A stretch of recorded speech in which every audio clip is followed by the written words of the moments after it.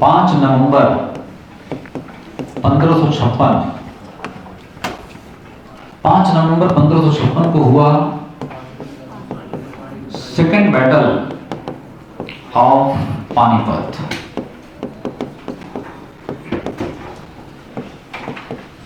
हाँ, महामंगा कौन सी रिलीजन की थी? इस्लाम में थी। पानीपत का दूसरा युद्ध।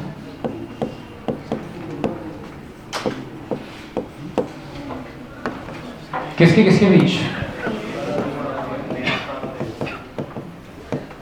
अकबर और हेमू के बीच में।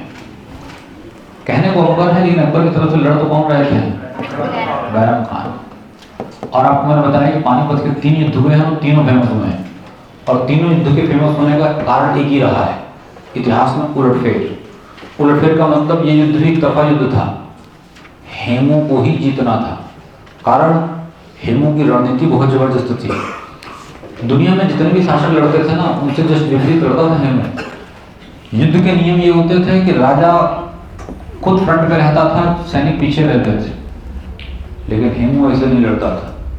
हेमू अपने आप को चारों तरफ सैनिकों से घेर के रखता था, अपना बीच में रहता था और सेंटर से कमांड देता था। उसकी रणनीति बहुत बिल्कुल अलग ही थी। हेमू जो था, हाथी के ऊपर बैठता था, पूरे शरीर को लोहे से ढक के रखता था। शरीर पर पूरा लोहा पहने हुए, लोहे का कवच है, और बीच में बैठा हुआ है। उसकी सेना बहुत बड़ी है, इधर अकबर की सेना बहुत कम है। तो ये भी एक तरफा युद्ध ही था। भाई अकबर तो सैन्य टुकड़ी लेकर गया था पंजाब, बस यहाँ इसके पास बहुत बड़ी सेना थी। लेकिन अकबर के साथ थे बैरम खान, और बैरम खान को पहले भी कई युद्धों को लड़ने का तजुर्बा था, और एक्सपीरियंस अपने आप में बहुत बड़ी चीज़ होती है। नतीजा ये हुआ, बैरम खान के जब सैनिकों ने कहा कि साहब इतनी बड़ी सेना से हम चलो मुट्ठी भर लोग कैसे जीतेंगे, बैरम खान ने कहा घबराओ मत, जीतेंगे हम। सैनिक देखकर मत डरो, कोई भी जंग जीती जाती है रणनीति के साथ। हमारी रणनीति पर प्रूफ है, जीतेंगे तो हम ही, बस सुनो करना क्या है तुम्हें। बैरम खान ने अपनी सेना में से फिल्टर किए बेहतरीन 15-20 निशानची, ऐसे धनुर्धर जिनका निशाना चूकता नहीं था। बैरम खान ने कहा कि क्लियर कंसेप्ट यह है कि सेना बहुत बड़ी है और हमें सैनिकों से नहीं लड़ना, क्योंकि सैनिकों से लड़ोगे तो मारे जाओगे। हमें मारना है डायरेक्ट राजा को, चेक एंड मैट, राजा मारो खेल खत्म कर दो। सैनिकों ने कहा राजा को मारोगे कैसे? अगर राजा फ्रंट पे होता तो एक आध आदमी जान पे खेल कर जाता, मार देता, लेकिन राजा बीच में है, उस तक पहुंचने के लिए पूरी सेना पार करनी है, हम वहां तक पहुंच ही नहीं पाएंगे। बैरम खान ने कहा कि पूरी बात सुनो, यही तो रणनीति है। तुम 15-20 लोगों को मैंने इसलिए फिल्टर किया है कि आप क्या करोगे, सैनिक पहचाने जाते हैं वर्दी से, उनकी सेना में जाओ, किसी सिपाही को मारो, उसकी वर्दी पहन लो, और वर्दी पहनकर उन्हीं की सेना में मिल जाओ, और उनकी सेना में मिलकर हमसे युद्ध करो। सैनिक बोले बात साहब समझ में पूरी बात आ नहीं रही।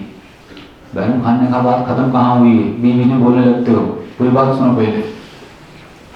बात यह है कि उनकी सेना में मिल जाओ और उनकी सेना में मिलकर हम पर तीर चलाओ, लेकिन तीर आड़ा तिरछा चलाना, इधर न मार देना, और मौका पाकर हेमू को मार दो। सिपाहियों ने कहा साहब हेमू को कैसे मार पाएंगे हम, एक तो हाथी के ऊपर बैठता है, ऊपर से पूरा शरीर लोहे से ढका हुआ है, हमारे तीर से क्या फर्क पड़ेगा।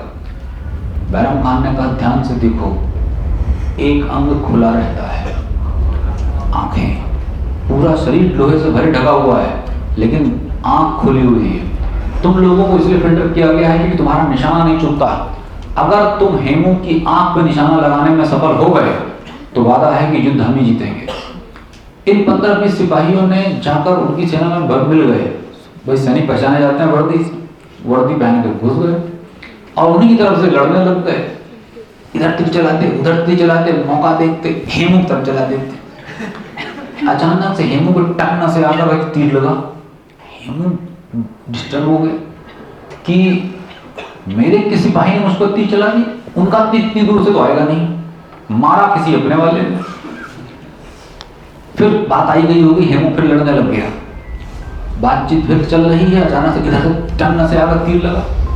अब हेमू को लगा कि इधर भी गद्दार है, इधर भी गद्दार है, कोई अपना ही मुझे क्या कर रहा है, मारने की कोशिश कर रहा है। अभी इधर ही शक्ति जा रहा था, तब से पीछे से टन से आगे लगाए और हेमू के ऊपर तीरों की वर्षा होने लगी चारों तरफ से। लेकिन कौन मार रहा है ये समझ नहीं आ रहा। सैनिक इधर देखते उधर देखते, कोई नहीं देखता, मार देते धीरे से। अब काफी देर तक जब हेमू पर आके इधर तक तीर लगने लगे, हेमू को गुस्सा आ गया। हेमू ने बड़े तर्कश से बाण निकाला, अपने सिपाही को मार दिया।